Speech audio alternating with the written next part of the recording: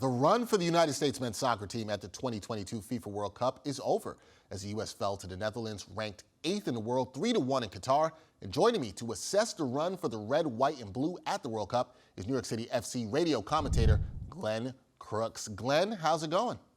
Hello, Dexter. Well, it was a difficult game to watch at times, but I think a lot has been accomplished. But I look forward to breaking it down a little bit. Yeah, let's break it down. Difficult day for fans of U.S. men's soccer, but Glenn, the U.S. had a major chance early against the Netherlands, and they couldn't capitalize. What else didn't go right for Team USA against the Dutch?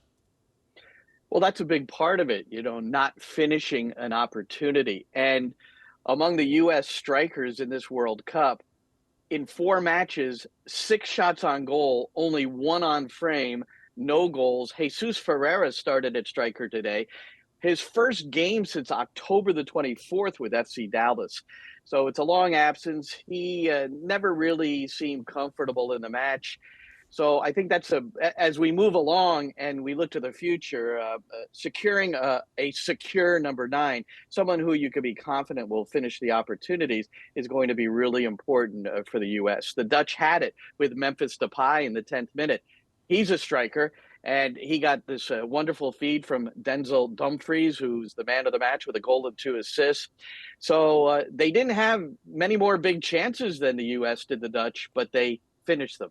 Yeah, and that's what counts at the end, finding the back of the net and finishing. Now, Glenn, this is a young U.S. squad who made it to the knockout stage here. How do you view what the U.S. men's national team was able to accomplish here at this World Cup?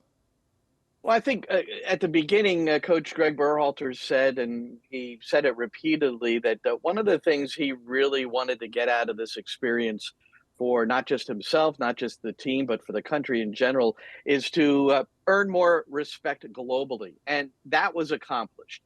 And especially in the group stage, the 0-0 draw with England, where the U.S., again, with better finishing and just being more clinical, might have had the chance to come away with 3 points in that one. And then the Iran match with all the political implications surrounding it. You have a 23-year-old captain named Tyler Adams, who is probably their best player in the tournament.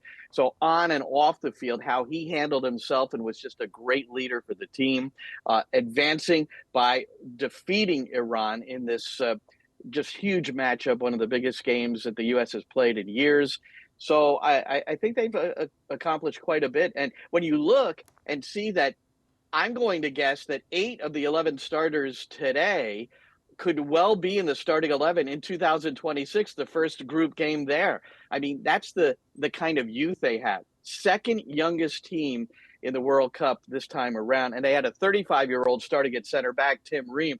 So if they had either Chris Richards or Miles Robinson back there, who are 2 of the guys that were probably slated to be there ahead of Tim Ream, barring their injuries, then the U.S. would have had the youngest team there at the World Cup. Yeah, and that youth and continuity can bode well for the men's national team in 2026, as you mentioned there. And lastly, Glenn, the United States, they fancied itself as a growing soccer nation, ranked 16th in the world heading into this tournament.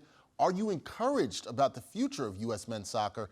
And what do you think the program needs to take it to another level? Well, I think it's been proven that the more players you have playing in the top 5 leagues in Europe, the better. And if we go back to the Iran match, the 3rd match in the group stage, all 11 starters represented clubs in Europe.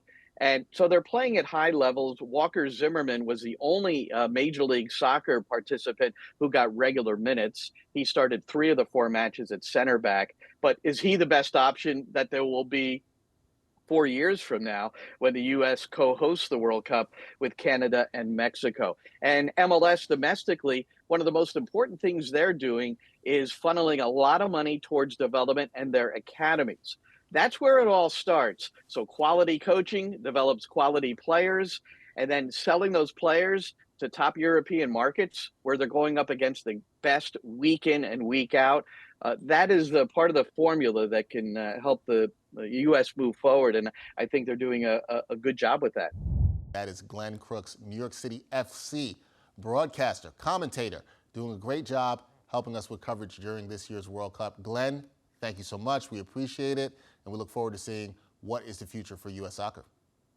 Dexter, thank you as well.